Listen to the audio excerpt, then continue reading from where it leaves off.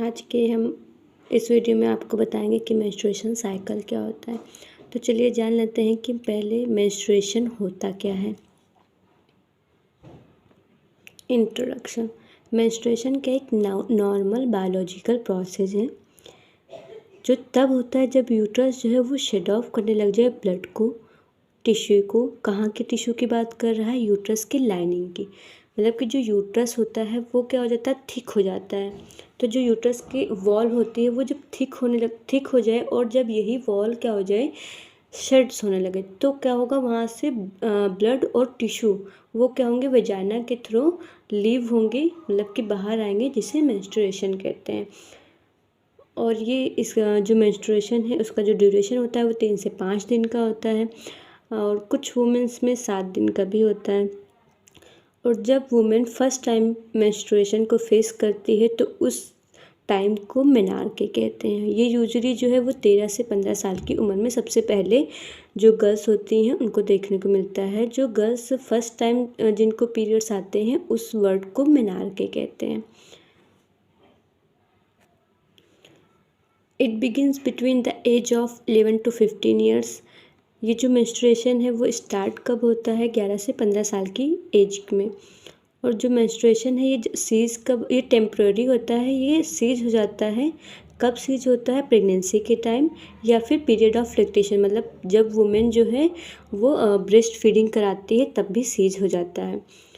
After menopause it cease permanently. और permanently कब ये बंद होता है मेंसेज आना? जब मेनोपॉज की कंडीशन होती है। तो मेनोपॉज किसे कहते हैं? जब मेंस्ट्रुएशन सीज हो जाए, मतलब कि जो मेंसेज आना, जो पीरियड्स आते हैं हर महीने वुमेन को, वो जब बंद हो जाए स्पॉन्टेनियसली। ये लगभग 45 से 55 ईयर की एज में होता है और इसे मेनोपॉज कहते हैं। तो मेनली जो मेंस्ट्रुएशन होते हैं उसके वो 2 तरीके से सीज हो सकते हैं, टेम्प्रेरी और परमानेंट। तो टेम्प्रेरी कब सीज होता है? जब प्रेग्नेंट हो वुमेन तब, या फिर जब वुमेन जो है वो लैक्टेशन करवा रही है, मतलब जब वुमेन ब्रेस्ट फीड करवाती है अपने बेबी को, तब सीज होता है। और परमानेंट कब होता है? जब मेनोपॉज की कंडीशन हो, मतलब कि जो वुमेन है वो 45 to 50 ईयर की और 55 ईयर की एज में आ जाए, तो उस कंडीशन को मेनोपॉज कहते हैं। जब जो है परमानेंटली जो मेंस्ट्रुएशन होता है वो सीज हो जाता है। Stages of menstruation cycle. Menstruation cycle के 4 फेज होते हैं। फर्स्ट है प्रोलिफरेटिव फेज, जिसे फॉलिकुलर फेज के नाम से भी जानते हैं। और सेकंड है सिक्रेटरी फेज, जिसे ओवुलेशन फेज के नाम से जानते हैं। और प्री मेंस्ट्रुअल फेज, जिसे ल्यूटियल फेज के नाम से जानते हैं। और मेंस्ट्रुअल फेज, जो कि जिस टाइम मेंस्ट्रुएशन आता है। तो मेंस्ट्रुएशन फेज जो होता है वो 1 to 7 डेज़ का होता है। मोस्टली वुमेन को 3 डेज़ ब्लीडिंग होती है और या फिर 5 डेज़, बट कुछ वुमेन ऐसी है जिनको 7 डेज़ ब्लीडिंग होती है, इसलिए मेंस्ट्रुअल फेज को 7 डेज़ में कंसिडर किया गया है कि उसका जो ड्यूरेशन है वो 7 डेज का है। नेक्स्ट का बात करते हैं प्रोलिफरेटिव फेज़ की।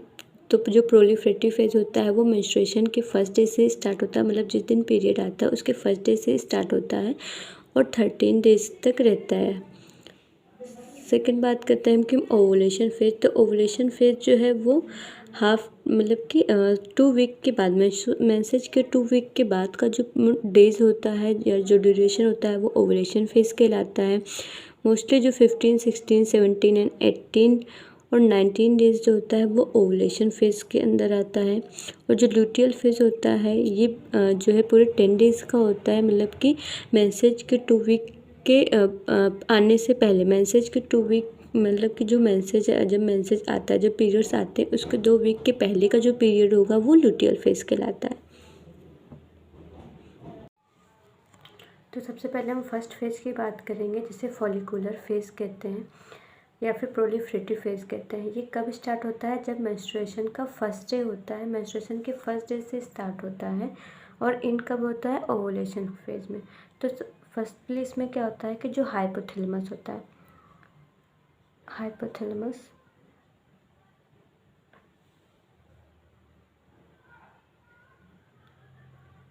हाइपोथैलेमस क्या करेगा? जो एंटीरियर पिट्यूटरी ग्लैंड होगी, एंटीरियर पिट्यूटरी ग्लैंड को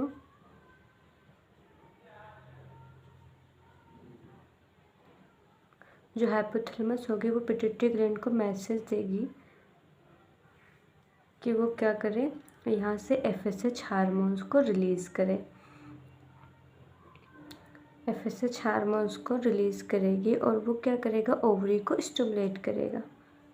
FSH हार्मोन्स क्या होता है, फॉलिकुलर स्टिमुलेटिंग हार्मोन्स होता है। ये एंटीरियर पिट्यूटरी ग्लैंड से रिलीज़ होता है और क्या करता है, स्टिमुलेट करता है। इसका फंक्शन क्या है कि स्टिमुलेट करना ओवरी को, और क्या करे, स्टिमुलेट करेगा जिसकी वजह से 5 से लेके 20 फॉलिकल्स टिनी न्यूड्यूल्स जो है वो क्या हो जाएंगी, जो सरफेस होगी ओवरी पे, इस पर क्या आ जाएंगी, 5 से लेके 20 फॉलिकल्स जो है इसमें स्टिमुलेट हो जाएंगे। अब इसमें से स्टिमुलेट तो हो गए टिनी न्यूड्यूल्स और सिस्ट ओवरी में। अब क्या होगा, इसमें से जितने हैं इसमें से सारे फॉलिकल्स जो है वो मैच्योर नहीं होंगे, सिर्फ और सिर्फ एक फॉलिकल्स जो है वो क्या हो जाएगा, मैच्योर हो जाएगा। 5 से 20 फॉलिकल्स जो है वो रिलीज होगी, बट जो मैच्योर होगा वो सिर्फ और सिर्फ एक फॉलिकल्स जो है वही मैच्योर होगा। जब एक फॉलिकल्स जो है वो मैच्योर हो जाएगा तो और सारे जो फॉलिकल्स हैं वो क्या हो जाएंगे, डाई हो जाएंगी, और ये लगभग 10 से 28 दिन के साइकिल में होता है। अब नेक्स्ट आता है ओवुलेशन फेज। ये फेज कब आता है, जब मेंसेज होता है। मेंसेज के 2 वीक के बाद का जो पीरियड होता है उसे ओवुलेशन फेज कहते हैं। इस फेज में क्या होगा, जो फॉलिकल्स मैच्योर हुआ है, अब ये क्या करेगा, इसका वर्क क्या होता है कि ये क्या करेगा, यहाँ पे एस्ट्रोजन का जो लेवल होगा उसको राइज करने काम करेगा। ये क्या करेगा, जो लेवल होगा एस्ट्रोजन को उसको बढ़ा देगा, जिसकी वजह से क्या होगा, जो हाइपोथैलेमस है, जब ये एस्ट्रोजन का लेवल यहाँ पे बढ़ेगा तो जो हाइपोथैलेमस है वो इसको रिकॉग्नाइज कर लेगा कि जो एस्ट्रोजन का लेवल है वो बढ़ गया है ओवरी में। और क्या होगा कि अब जब हाइपोथैलेमस जान जाएगा कि हाँ एस्ट्रोजन का लेवल बढ़ गया है तो वो क्या करेगा, केमिकल्स प्रोड्यूस करेगा, गोनेडोट्रोपिन रिलीजिंग हार्मोन्स। ये केमिकल्स को रिलीज़ करेगा, जिसकी वजह से जो पिट्यूटरी ग्लैंड है ये क्या करेगा, पिट्यूटरी ग्लैंड पे ट्रिगर करने का काम करने लग जाएगा। और जो पिट्यूटरी ग्लैंड है अभी तक FSH हार्मोन्स को रिलीज़ कर रहा था फॉलिकुलर फेज में, अब वो ल्यूटिनाइजिंग हार्मोन्स को भी रिलीज़ करेगा। ये 2 हार्मोन्स ऐसे हैं जो बहुत ही मेन रोल प्ले करते हैं मेंस्ट्रुएशन के टाइम। ये FSH हार्मोन क्या करता है, जो फॉलिकल्स होता है उसको स्टिमुलेट करता है, जबकि जो ल्यूटिनाइजिंग हार्मोन्स होता है ये क्या करता है, कार्पस ल्यूटियम को डेवलप करने में हेल्प करता है ओवुलेशन की प्रोसेस में। अब जब LHN FSH का जो लेवल है वो पिट्यूटरी ग्लैंड रिलीज़ कर रहा है, तो अब क्या होगा, ओवरी में क्या होगा, LHN FSH का लेवल जो है वो बढ़ जाएगा, और इसके बढ़ने की वजह से जो एग है वो फेलोपियन ट्यूब के थ्रू वो यूट्रस की ओर जाएगा और इसको आगे बढ़ने में हेल्प करेगा। जो ये फेलोपियन ट्यूब होती है इसमें हेयर लाइक प्रोजेक्शन होता है जो हेल्प करता है एग को फेलोपियन ट्यूब के थ्रू आगे बढ़ने में और यूट्रस में आके इम्प्लांट होने में। और अगर इस टाइम जो वुमेन है वो अपने पार्टनर से इंटीमेट हुई रहती है तो तो एग का इम्प्लांटेशन हो जाता है, और अगर नहीं इंटीमेट हुई होती तो ये एग यहीं पे ही जो है वो डाई हो जाते हैं। नेक्स्ट फेज़ है लूटियल फेज़। तो इसमें हम सबसे पहले पुराने वाले फेज़ से कंट्रीब्यूट करेंगे कि क्या हुआ था। तो ओवुलेशन फेज़ में क्या हुआ था कि जो एग था वो स्पर्म से अगर नहीं मीट करता है तो वो ब्रस्ट हो जाता है, मतलब कि वो डाई हो जाता है। तो जो ब्रेस्ट एग है, जब ये जो एग था अगर वो स्पर्म से नहीं मीट हुआ है और डाई हो गया है तो क्या होगा, जो फर्स्ट फेज़ में हमने पढ़ा था फॉलिकुलर फेज़ में, जो 5 से 20 फॉलिकल्स जो थे जो इस ओवरी के सरफेस पे रह गए थे, सिर्फ एक मैच्योर एग जो है वो फेलोपियन ट्यूब में गया था। तो जो ये अब फॉलिकल्स जो डाई हुए थे पहले वाले ओवरी पे, अब ये क्या करेंगे, जब ये वाला एग ब्रस्ट हुआ है तो क्या होगा, अब ये वाले जितने भी फॉलिकल्स हैं वो क्या करेंगे, एक स्ट्रक्चर का फॉर्म करेंगे जिसे कॉर्पस ल्यूटियम कहते हैं। Corpus luteum. अब इसका मेन फंक्शन क्या होता है कि प्रेगनेंसी को मेंटेन करके रखना। ये क्या करता है कि रिलीज़ करता है हार्मोन को, प्रोजेस्टेरॉन हार्मोन को। कॉर्पस ल्यूटियम क्या करेगा, रिलीज़ करेगा प्रोजेस्टेरॉन और एस्ट्रोजन को, 2 हार्मोन्स को।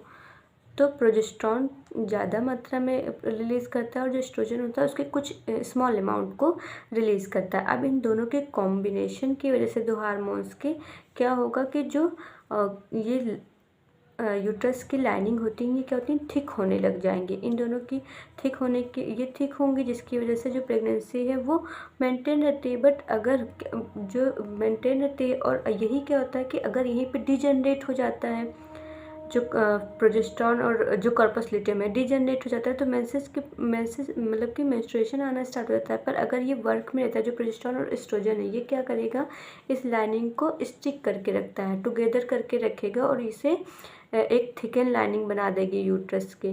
ये वर्क होता है कॉर्पस ल्यूटेयम का, कि वो एस्ट्रोजन और प्रोजेस्टेरॉन को रिलीज़ करें।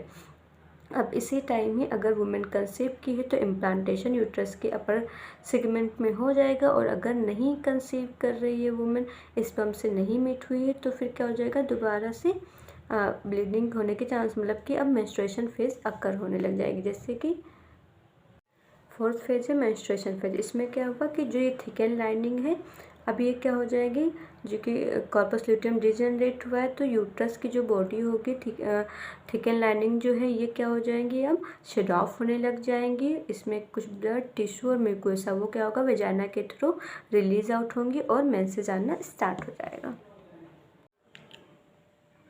मेंस्ट्रुएशन साइकिल की चारों फेजेस कंप्लीट हो गई हैं। मुझे उम्मीद है कि आपको चारों फेजेस समझ में आ गई। अब आप अपनी वीडियो में इन करने से पहले मैं आपको कुछ इम्पॉर्टेंट चीज़ बताने वाली हूँ। फिजियोलॉजी और मेंस्ट्रुएशन के बाद मैं आपको कुछ फर्टाइल और इनफर्टाइल के बारे में बताना चाह रही हूँ। जैसे कि जो मेंसेस का टाइम होता है वो इनफर्टाइल पीरियड होता है, मतलब कि जो वुमेन 3 डेज पर, ये हर वुमेन के लिए इक्वल नहीं होता। जैसे जिन वुमेन का 3 डेज का वो ब्लीडिंग होता है, कुछ वुमेन का 5 डेज का होता है, तो जितने दिन का वुमेन जो है उनको ब्लीडिंग होती है वो उतना टाइम उनके लिए सेफ होता है, इनफर्टाइल होता है। इसमें अगर उस टाइम वो सेक्स करती हैं तो वो जो है प्रेग्नेंट नहीं होंगी, और बाकी का जो टाइम होता है वो फर्टाइल होता है, जैसे कि फॉलिकुलर से लेके ओवुलेशन के फेज़ का। बट इसमें से अगर 28 डेज की साइकिल है तो 14, 15 एंड 16 ये जो डेज होगा वो बहुत ही ज़्यादा ऐसा होगा कि इस टाइम कंसीव होने के जो है वो चांस है वो सबसे ज़्यादा होंगे। और मोस्टली जिन वुमेन का 7 डेज़ का होता है तो वो इनफर्टाइल वो पीरियड माना जाएगा, और उसके बाद से जिस दिन से मेंसेस बंद होगा उसके बाद से जो पीरियड काउंट होगा वो फर्टिलिटी में काउंट होगा, और तब तक काउंट होगा जब तक ओवुलेशन फेजेस होंगे। और उसके बाद मेंसेस के आने के 2 वीक के पहले ही जो भी पीरियड्स होगा वो इनफर्टाइल माना जाएगा। इट मीन्स अगर आप उस टाइम सेक्स करते हैं तो प्रेगनेंसी कंसीव नहीं होगी। तो आई होप आप समझ गए होंगे कि इनफर्टाइल और फर्टाइल पीरियड कौन सा है, और मुझे उम्मीद ये भी है कि जो मैंने पढ़ाया है आपको वो समझ में आ गया होगा। तो अगर आपको और भी वीडियो चाहिए तो आप मुझे टेक्स्ट कर सकते हैं, आपको जो भी चीज़ें पढ़नी होगी वो आप मुझे मैसेज कर सकते हैं, और अगर आपको इसके नोट्स चाहिए तो उसके लिए भी आप मुझे मैसेज कर सकते हैं। थैंक यू फॉर वॉचिंग, शुक्रिया। आज के हम इस वीडियो में आपको बताएंगे कि मेंस्ट्रुएशन साइकिल क्या होता है। तो चलिए जान लेते हैं कि पहले मेंस्ट्रुएशन होता क्या है। इंट्रोडक्शन। मेंस्ट्रुएशन का एक नॉर्मल बायोलॉजिकल प्रोसेस है जो तब होता है जब यूट्रस जो है वो शेड ऑफ करने लग जाए ब्लड को, टिश्यू को। कहाँ के टिश्यू की बात कर रहा है, यूट्रस की लाइनिंग की। मतलब कि जो यूट्रस होता है वो क्या हो जाता है, थिक हो जाता है।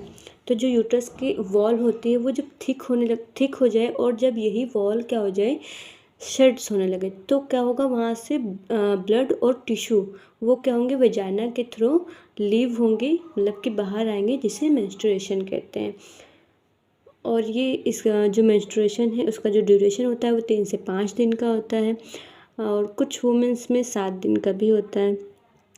और जब वुमेन फर्स्ट टाइम मेंस्ट्रुएशन को फेस करती है तो उस का एक नॉर्मल बायोलॉजिकल प्रोसेस है जो और जब वुमेन फर्स्ट टाइम मेंस्ट्रुएशन को फेस करती है तो उस टाइम को मेनार्के कहते हैं। ये यूजुअली जो है वो 13 से 15 साल की उम्र में सबसे पहले जो गर्ल्स होती हैं उनको देखने को मिलता है। जो गर्ल्स फर्स्ट टाइम जिनको पीरियड्स आते हैं उस वर्ड को मेनार्के कहते हैं। लगभग 45 से 55 ईयर की एज में होता है और इसे मेनोपॉज कहते हैं। तो मेनली जो मेंस्ट्रुएशन होते हैं उसके वो दो तरीके से सीज हो सकते हैं, टेम्पररी और परमानेंट। तो टेम्पररी कब सीज होता है? जब प्रेग्नेंट हो वुमेन तब, या फिर जब वुमेन जो है वो लैक्टेशन करवा रही है, मतलब जब वुमेन ब्रेस्ट फीड करवाती है अपने बेबी को तब सीज होता है। और परमानेंट कब होता है? जब मेनोपॉज की कंडीशन हो, मतलब कि जो वुमेन है वो 45 to 50 ईयर की और 55 ईयर की एज में आ जाए तो उस कंडीशन को मेनोपॉज कहते हैं। जब जो है परमानेंटली जो मेंस्ट्रुएशन होता है वो सीज हो जाता है।